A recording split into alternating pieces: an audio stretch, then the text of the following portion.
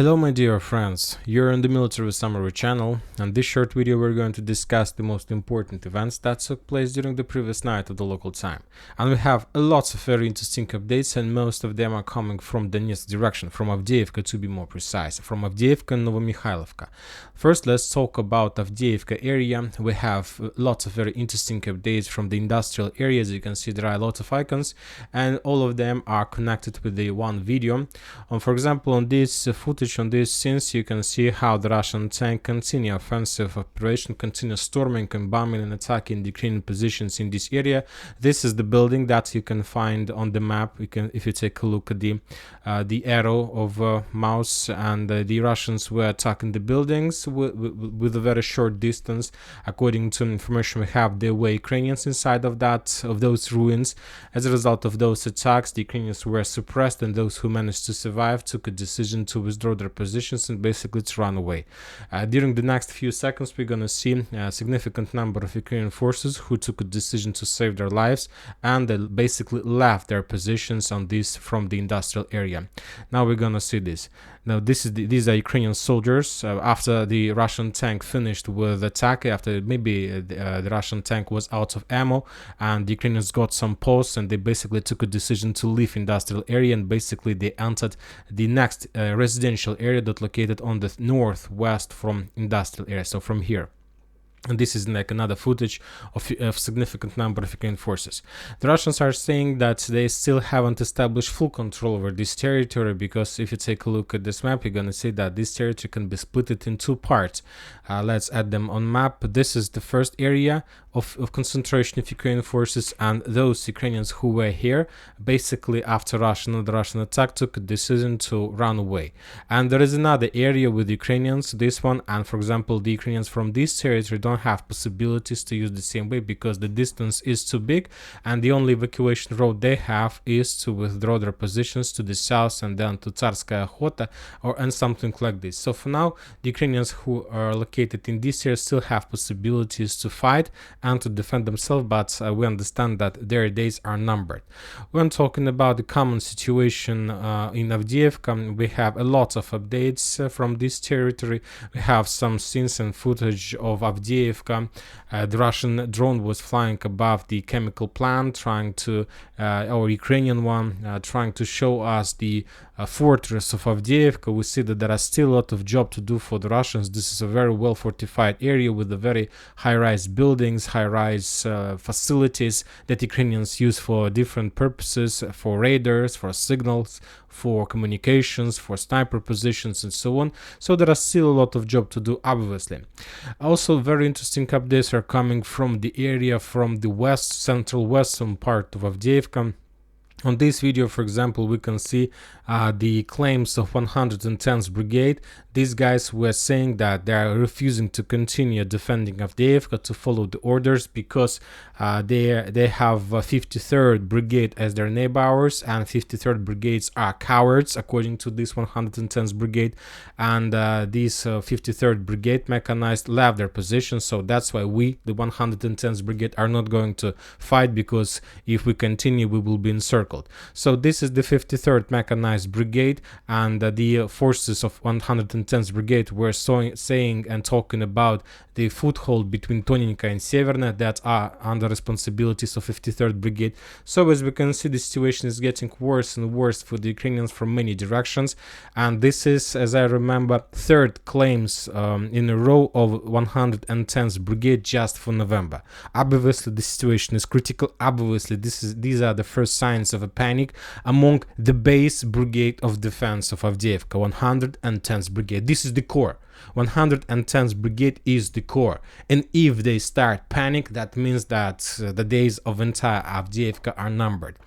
Also, updates are coming from the northern direction between Stepovo, Berdichi, and Novokalinova. We have some footages, some scenes. For example, on this video we see the fresh footage of Russian soldier who was moving from one position to another, and this video confirms the Russians saved their presence on the Ukrainian side of the railways. The Ukrainians were bombing this territory, and the Russian soldiers were moving somewhere here, somewhere in this, among these three lines in direction of Stepovo-Petrovskaya. Also, the Ukrainians published the footage of FPV drone strikes on the northern part of the railways. On this video, we see the FPV drone strikes, which also confirms the Russian presence on the northern part of this area. So, furthermore, the Russian sources reported that during the previous night and this morning, the Russians launched another significant, very powerful artillery preparation, and today the Russians launched another wave of offensive and storming operation of Avdiivka. And the sources are saying that today the Russians will provide more positive updates about their progress in this area.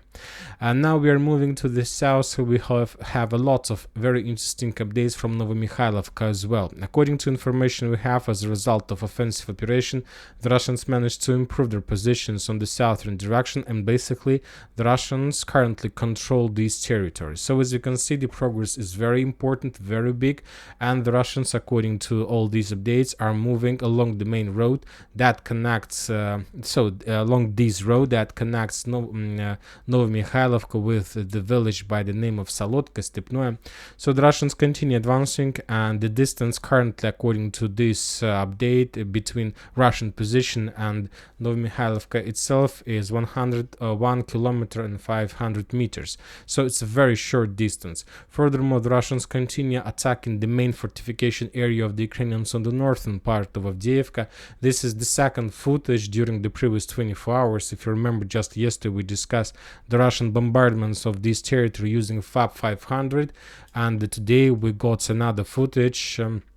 But the Russian sources are saying that on this video we can see not the bombardment with the FAB 500, but the Russians are saying that there was something like a mine store, a mines ammo depot, and the Russians managed to discover and destroy that mine store.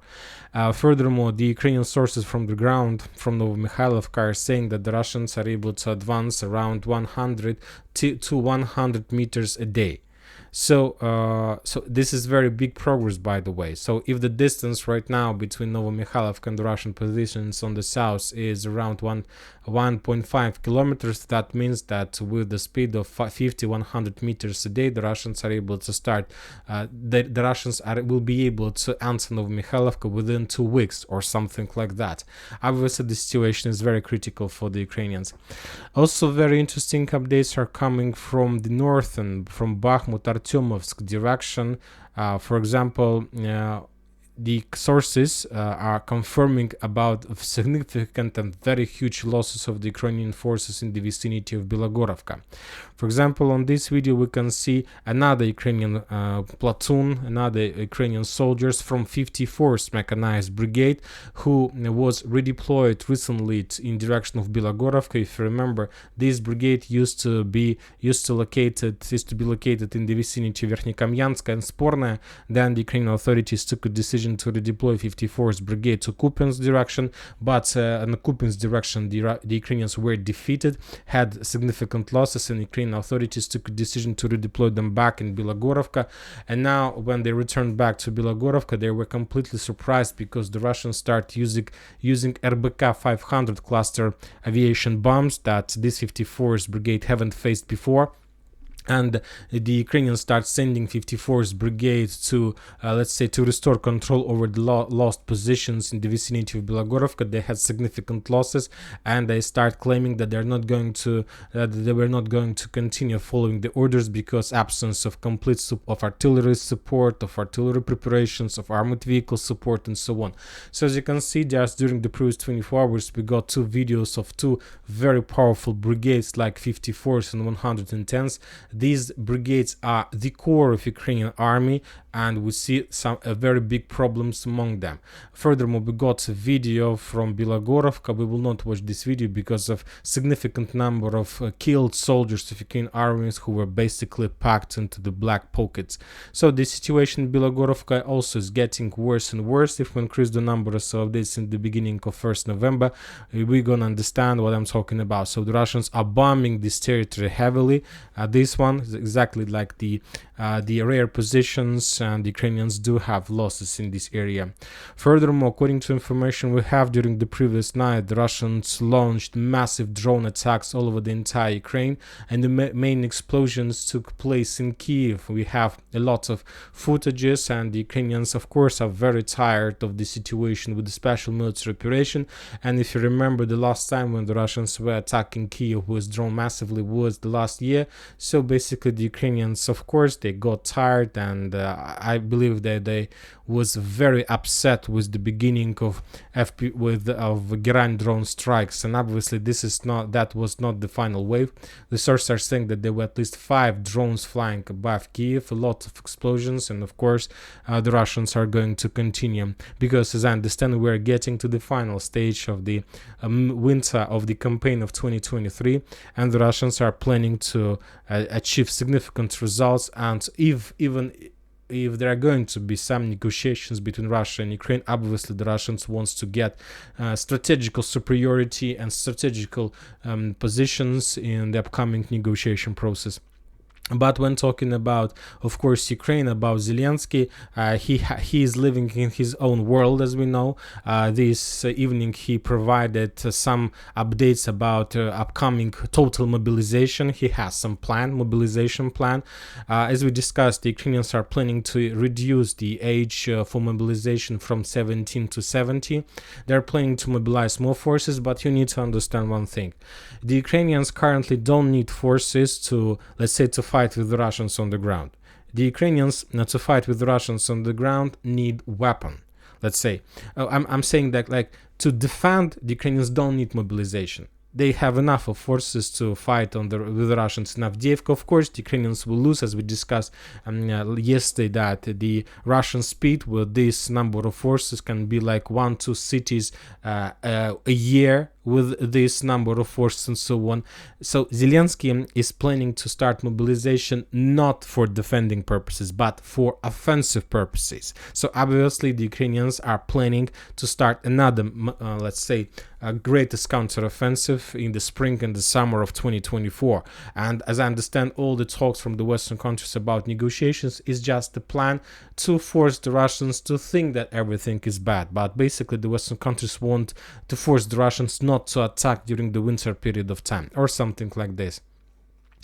Furthermore, some Western sources published the information regarding the situation in Ukrainian army, and according to information we have since the beginning of the special military operation, the Ukrainian soldiers lost, and the Ukrainian military authorities lost around 180,000 weapons.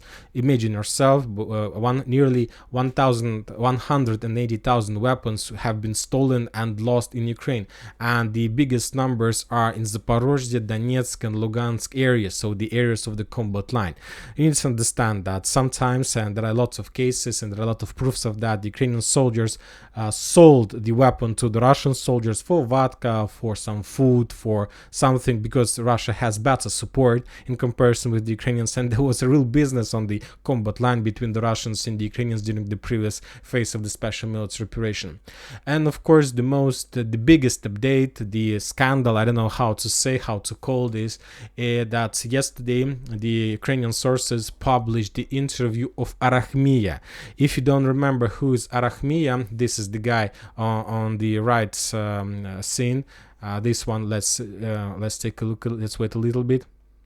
This is Arachmi. If you don't know who is this, or you don't remember, this guy was the head of negotiation process in March of 2022 during the negotiation from Ukrainian side with Russians about possible peace agreement.